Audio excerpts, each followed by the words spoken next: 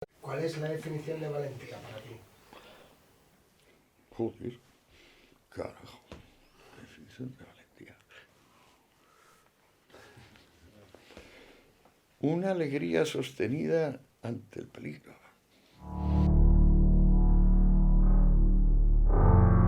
Para una de las cosas que sirve la inteligencia es para disolver los miedos.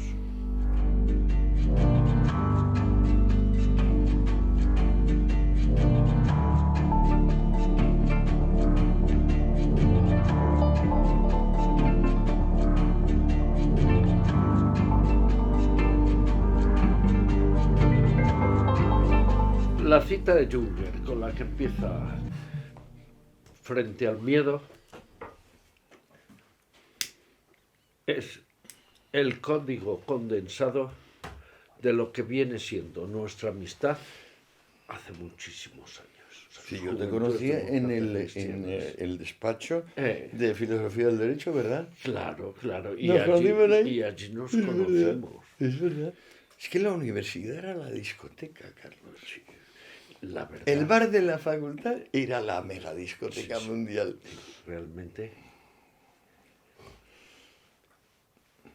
las universidades, la universidad fue la clave estratégica, más todavía que la clase obrera Más y el todavía, Partido infinitamente Comunista más, ya. para lo de la transición. Sí, sí. Mejor dicho, Si la clase obrera no ha existido nunca más que en la imaginación de unos no, locos, bueno, ¿sí? pues ya se sabe, los colectivos son imaginaciones que con muchos oficiantes que cuando Esjota y yo hablamos de que no hemos sido cobardes, de que no hemos tenido miedo, Obra la amnesia en gran medida. ¿Sí? hombre, claro. O sea, quizá lo que quería decir en términos más generales es que en nuestra generación fuimos de los más audaces. Yo me considero, desde luego, en ese sentido, sobresaliente. Sí, Me doy un 9,8 en la asignatura. Y no te creas, bueno, evidentemente ya hemos aclarado que no es porque no tuviéramos conciencia, no porque fuéramos inconscientes, no. Es que había que hacerlo. Vamos, por otra parte es lo que salía. Obrar libremente es lo que sale. Pensarte chantajeado por las circunstancias es típico de victimistas pesados. Yo en los tiempos de la universidad le tenía miedo a muchas cosas. Le tenía miedo a la potencia tremenda de la familia de mi madre, que eran del Opus Dei, y mis primos, hermanos, con los cuales me veía mucho, y mi tío, del cual dependía en el trabajo, bueno, de alguna manera. Era el superjefe, era el ministro de Hacienda. Entonces temía esa parte, temía defraudar a la parte opus de mi familia, temía defraudar a la parte anarco, temía defraudarme a mí mismo, temía muchísimas cosas. O sea, la verdad que era muy hipocondríaco en aquella época. Y quizás por compensación tenía un punto dependenciero, que es el que tenía mi padre y el que ha tenido mucho mi querido hijo Román. O sea, no tanto como ir a un bar a pegarse porque sí, por divertirse, pero tampoco tan distante. Uno de los vicios más comunes es la temeridad. Sí. La confusión del coraje con la temeridad. Exacto. No, el verdaderamente valiente evita la temeridad. Y es muy consciente de los peligros. Si no eres consciente de los peligros, no eres un valiente, ni tampoco un temerario, eres un inconsciente, que es todavía peor. O sea, eres un memo. Eso no me ha pasado por suerte, porque cada vez que me he pegado normalmente me han ganado. Y no tienes la autocomplacencia esta derivada de salirte con la tuya de una pendencia. Solo una vez tuve un marido celoso, un joven celoso que vino a darme y empezó a darme, me dio unas hostias que me dejó unos moretones así, hasta que al final conseguí irme no sé qué, y de una forma elegante, un directo de derecha, y el sujeto se cayó. Yo no me lo podía ni creer. Fantástico. No me ha vuelto a pasar. Porque sí, Pepe que me pegaba, me han dado unas palizas serias, ¿eh? Todas las virtudes y las pasiones son ambivalentes.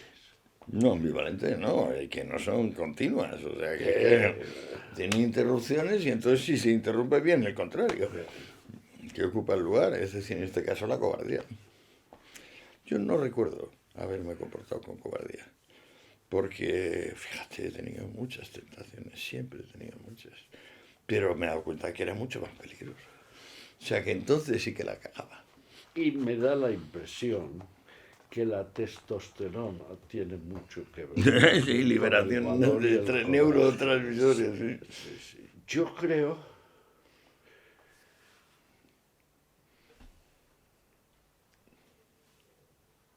que cuando Natalia me separó, a mí las 2 veces me han separado, naturalmente había metido suficientes patas como para que me separasen.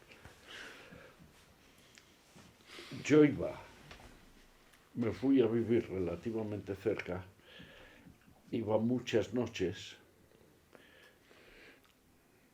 a dormir a mi hijo. Y creo que de esa forma le enseñé a ser valiente. Creo que el miedo originario, o uno de los miedos originarios, es cuando el enano pequeñito le sacan de su mamá, su papá o sus hermanos y tal y cual, y lo meten en la cama a dormirse apagándole la luz. Entonces, creo que ahí es uno de los sitios donde se aprende el miedo. Sí. Aparte que el sueño aporta pesadillas, que son una fuente de Sí, miedo pero privilegiada. En buena medida el miedo viene de que las pesadillas lo representan, le dan un contexto, le dan un sentido, un principio, un medio, un fin. En fin, lo concretan. En su sentido originario de anticipación de posibles dolores, pues claro, es una reserva biológica importantísima. sí.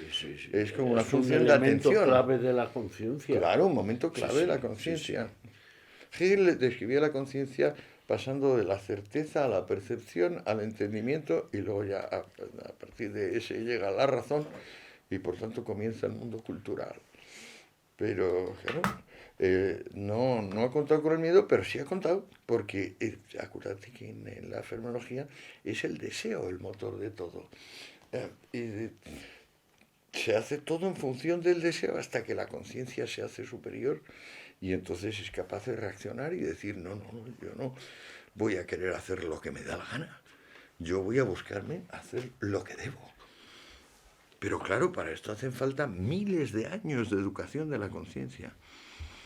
El gran problema del estoicismo es que roza la arrogancia, el decir que con la fortaleza se supera el miedo. Porque hay ciertos actos, por ejemplo, que te despellejen vivo, que ni fortaleza ni leches. O sea, simplemente eso debe evitarse a toda costa. Y si es necesario con 7 actos de cobardía, vale, pero son actos de valentía, no son de cobardía. Tú estás en tu derecho de no ser despellejado vivo. O sea, y si Jesús en vez de contestar de malas maneras a Poncio Pilatos, pues perfecto, hubiera salvado la vida. Que el maestro en ese sentido fue Galileo, que cedió, porque si no Bruno, ¿qué hemos ganado con Bruno quemado con fuego de leña verde? Por Calvino, nada, simplemente recordarlo con absoluto horror y queríamos más obras de Bruno.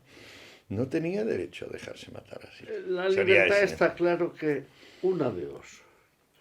O uno la consigue y se la trabaja Y la goza. y la goza y la sufre. Y la sufre. Nunca se te regala. Nunca. Te regala. Y además siempre lleva peaje, y más en países de cultura funeraria como el nuestro. Peor sería probablemente Sicilia o Portugal. Cada cual se resuelve eso y a cada quien se le presentan siempre con molicio, sin molicio, los momentos en que se tiene que decidir por una cosa o por otra. O sea, no se ha mencionado la única palabra sustancial de todo este tema, dolor. Dolor. Eso es lo único que hay que considerar en este caso. Y la valentía es valentía ante el dolor. La vida es una cuestión de prestigio. En cuanto te pierdas el prestigio, o sea, dejas de ser reconocido, estás muerto. La dialéctica del reconocimiento. Yo estuve a punto de quedarme en la estacada por el disgusto matrimonial, porque el disgusto matrimonial me hizo pensar que era una persona que no cumplía su palabra. Te buscas el gusanillo te roe donde más duele. Y dice, no, pero tú es que en realidad parecías, pero solo parecías, porque cuando llegó lo importante no supiste sacrificarte. Tenías que haberte sacrificado. Y así estuvo mucho tiempo jodido. Si confías en ti mismo. Yo me acuerdo que durante mucho tiempo pensé que a las chicas las conquistabas, y yo lo decía por franqueza en el deseo, pero por influencia de Castaneda, todos aquellos años de picha loca. Luego pensé que no, que una mujer te quiere, porque eres honrado y cabal, y si no, no te quiere. Y que entonces las mujeres y los hombres somos lo mismo, porque nosotros a ellas las queremos por lo mismo. Aparte de que sea un polvo mejor o peor, que eso influye mucho al comienzo, da paciencia para dejar que el otro aparezca. Y entonces demuestre si es cabal y honrado o no. Sí, creo que cada vez veo menos diferencia. La diferencia es nada más que hay un tajo donde había, pues eso, un proboste y dos bolitas. Y luego también tienen dentro los ovarios, o sea, de alguna manera se les han metido dentro las bolitas. El amor es la pasión más alta. El sentimiento de la vida. Sí, Eso es Hegel, ¿eh? Sí. El amor es el sentimiento de la vida. Sí. Ahí puestos a contrarios, el contrario del amor es el odio. Y es un contrario muy fuerte y muy definido. Y en la forma esta, digamos, crónica o latente, tipo Guerra Fría, que es la envidia. Sí. O sea, la envidia es la guerra fría del odio.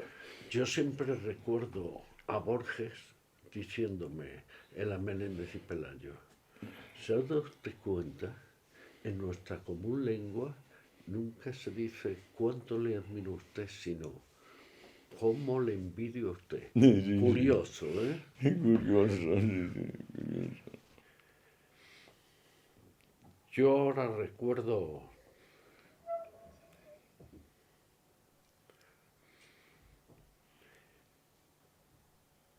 en tercer curso en Derecho. Estaba en un colegio mayor en el que... ¿Madrid? No, en Valencia, Vale. en Burjasot, el Juan de Rivera, que teníamos que ser todos sobresalientes. Y entonces me empezó a entrar insomnio, que es una de las cosas que me ha perseguido a lo largo de mi vida. Incluso con pastillas. No, la pastilla es precisamente para... Es que ahora acaba con eso. ello, es que es una Sí, claro. pseudo-dolencia. Sí. Entonces,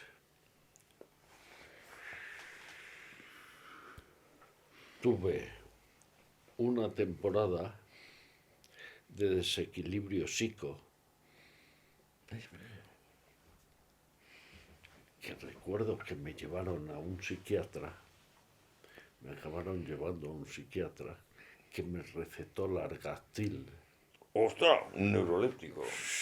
Largactil 500. Pues entonces, ¿cómo se Yo llama? los tenía siempre para los viajes, El miedo- por si alguien se ponía malo. Estaba estudiando, me tenía que preparar la asignatura de economía. Y entonces al leer la palabra inversión económica, automáticamente la El invertido retraducía. sexual.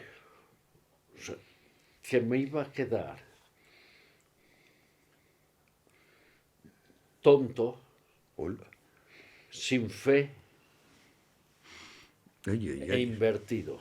claro, claro. Lo que los curas te decían en los ejercicios espirituales. Que menudos ejercicios espirituales nos han metido a nosotros. Yo, mis primeros Morirás, ejercicios- morirás, y para ti están las llamas preparadas. Mis- Precisamente para ti, sabemos muy bien quién eres. Las grandes religiones han sido siempre el motor de las grandes civilizaciones. Y son administraciones del miedo. Sí, sí. Pero más bien de premios y castigos. Y de más cosas, y de más cosas. Bueno, y más costumbres, cosas, ¿eh? sí. Tú tuviste la enorme suerte, al estar en Brasil, de librarte de la catequesis colectiva. Pero que era Brasil este estaba en país. una época de erupción política tremenda. Cuando yo vivía ahí mataron a 2 brigadieres a tiros en la playa queriendo tomar el fuerte Copacabana. O sea, que era una situación de alto voltaje político. No, El sí, presidente alto voltaje Getúlio Vargas se político, suicidó. Pero, sí, pero lo que quiero decir, no era de tener que ir a misa todo. Claro, ¿no? Sí, Esta sí, cosa etcétera, etcétera, de sí, mezquindad nacional católica y los grises y los militares vestidos de militares y los curas de curas y en todas partes, hasta en los bares, los curas y la gente besando en la mano y tal, y ¡ah, qué asco! Se nota el impacto civilizatorio de la democracia. Sí, sí. Pero es mejor hablar de la actualidad que del pasado. Digo, La claro, comodidad es el opio de la actualidad.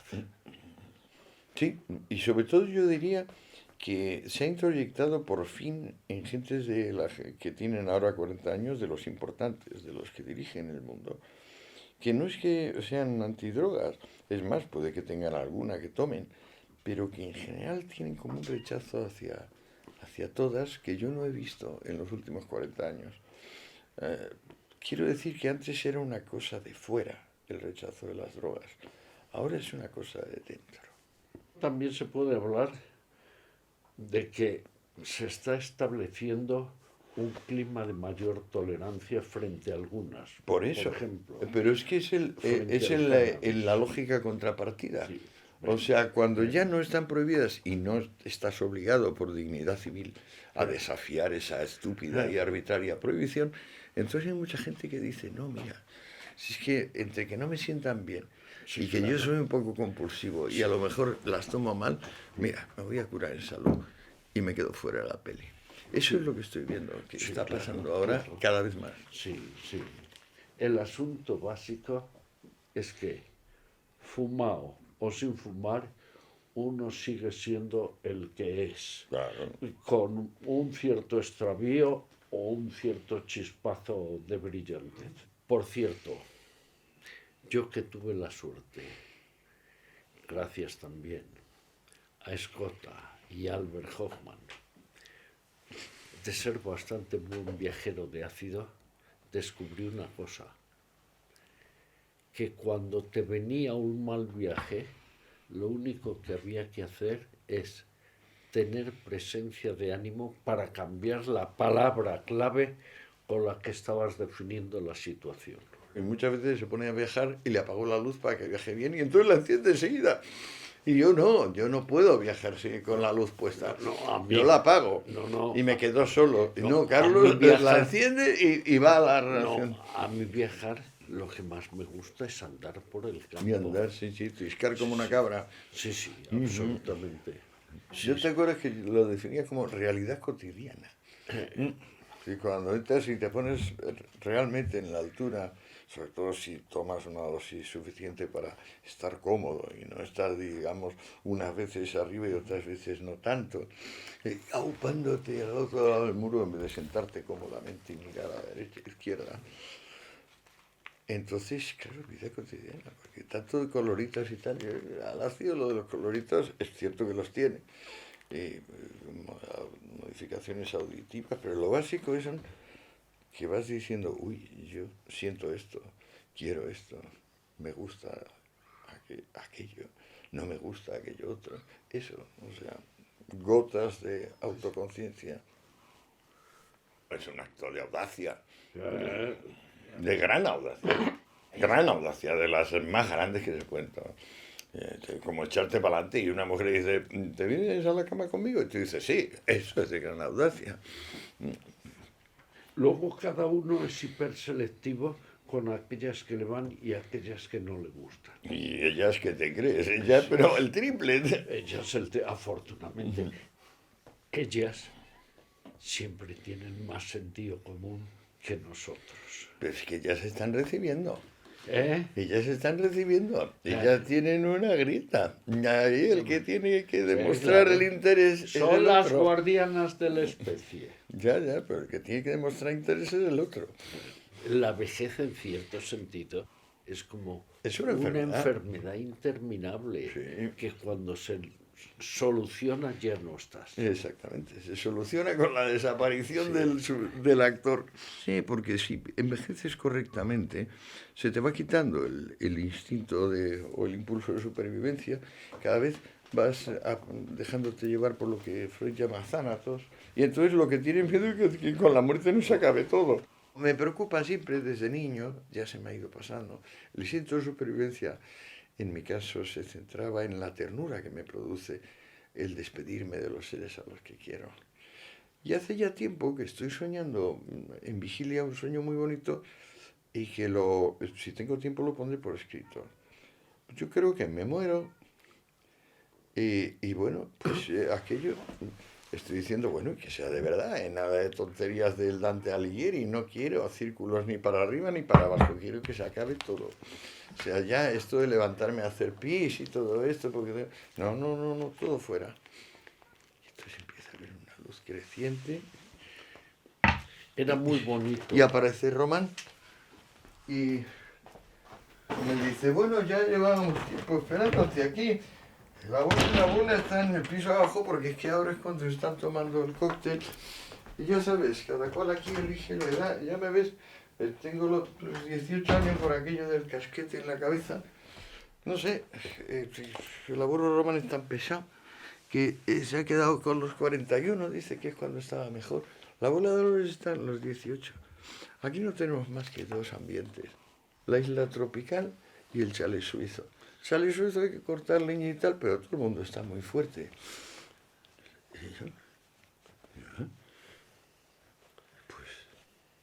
Pues en este caso vale.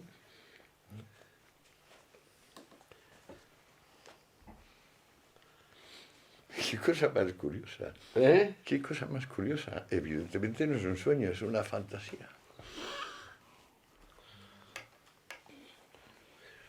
El viejo Shakespeare decía, estamos hechos de la materia de los sueños. Y realmente, para escribir una buena biografía, habría que conocer los grandes sueños, los sueños oníricos, no simplemente los sueños de vigilia que ha tenido esa gente. En ese sentido, Salustio es fantástico. Estudiar es siempre muy bueno. Y claro, saber de las cosas antes de estudiarlas, lo que quiere decir es, no te adelantes, deja que la realidad te vaya guiando. Eso sería un consejo para hacer frente al miedo.